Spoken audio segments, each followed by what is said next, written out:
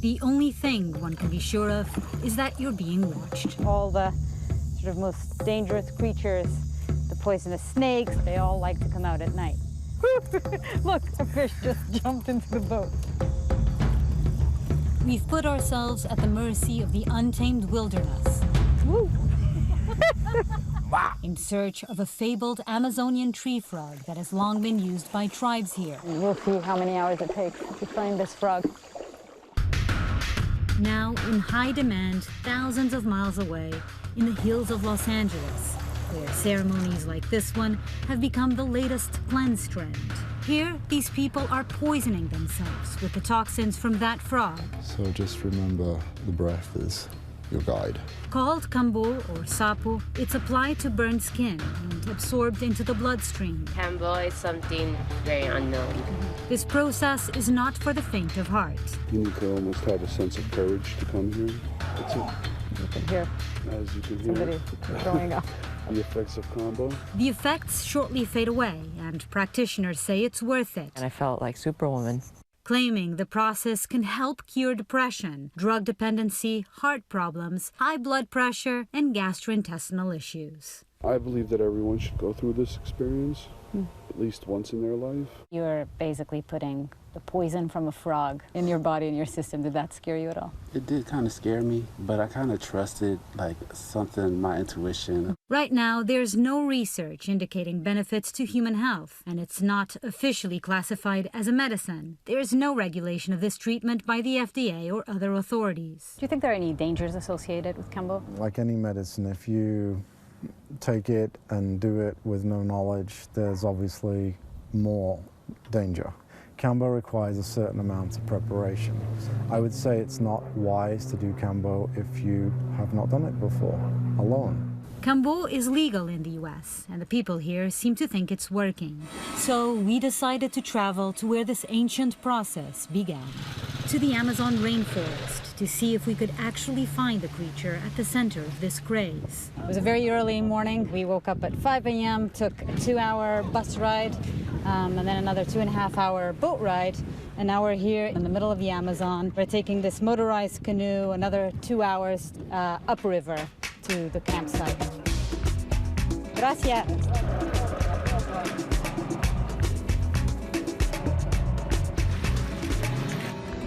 So this is the dry season, so we have to take the long way around the river to get to the campsite. Tiene muchos turistas que vienen aquí procurando el sapo. Ahora el 90%. But now he's saying that 90% of the tourists that he brings out here are coming to look for the Amazon's medicine. And he's saying increasingly they're looking for the frog. So we're going into one of these little shortcuts, these little tributaries. There are thousands of these tributaries all around the Amazon. Having been to the Amazon a few times before, I'm always struck by its beauty and its challenges. Gracias. So it's the dry season here. The river's really, really low. So in this case, we actually had to get out of the boat so they could pass. After getting stuck a few more times, our 2-hour journey Gracias, Ruben.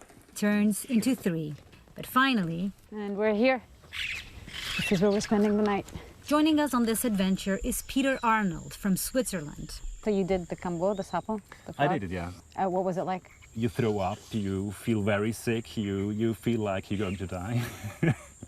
And finally it's going away, and after that you have a kind of feeling of being relieved. Why did you decide to do it?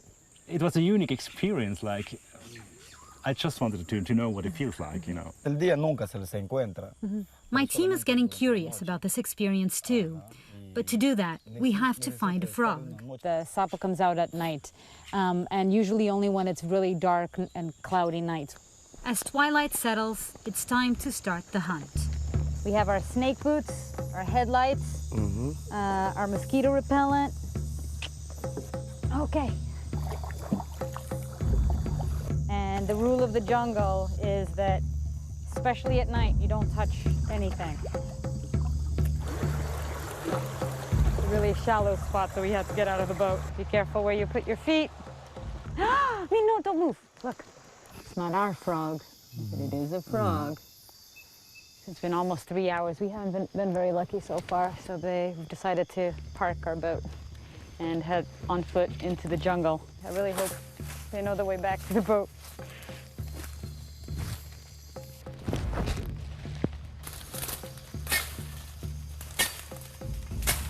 Ah, wow, look, there it is.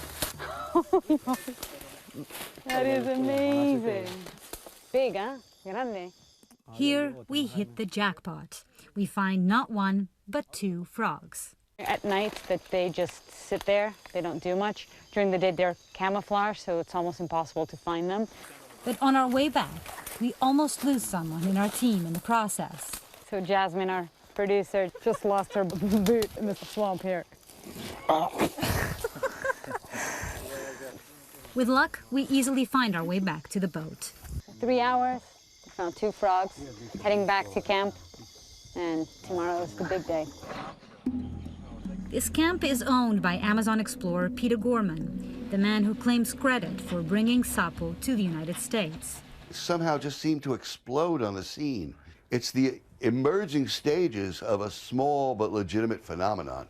As treatments from the Amazon, like Kambo, become more popular, Gorman says one can't ignore the impact it could have. I don't think any indigenous group in the Amazon is large enough to be able to handle busloads of tourists coming in. I think that would destroy their entire way of life. The next morning, it's almost time for us to try for ourselves. But first, the toxins must be extracted. They just have these 4 sticks. They open up the legs with these strings, and then it starts secreting its poison. All the secretion you see is protection. After this, the frog will be a little weak. We free it and it will eat to recuperate its energy. I get a little quality time with the frog before he's released back to the wild. It's cold and sticky and wet. And they say you can hold it. It's not harmful at all unless you hold it and then you put it in your eyes or your mouth. Aquí lo vamos a poner. Okay, little buddy. While the frog regains its strength, it's Peter's turn. The frog poison has been dried onto a stick and in the traditional Amazonian way, reconstituted with spit. What are you feeling? It's like heart pounding. That's the start. So I sit down. After making it all the way here, I can't back down now. In 15 seconds, he says I'm going to be able to feel it. Blood is rushing to my eyes, my head. Your heart is racing as fast as if you just ran a marathon. How are you feeling, Peter? I think I might need to throw up. The question is, why do people do this to themselves? I'm going to find out after how I feel. I believe it really works, like the detoxification of your body. A few hours later, Peter is feeling better.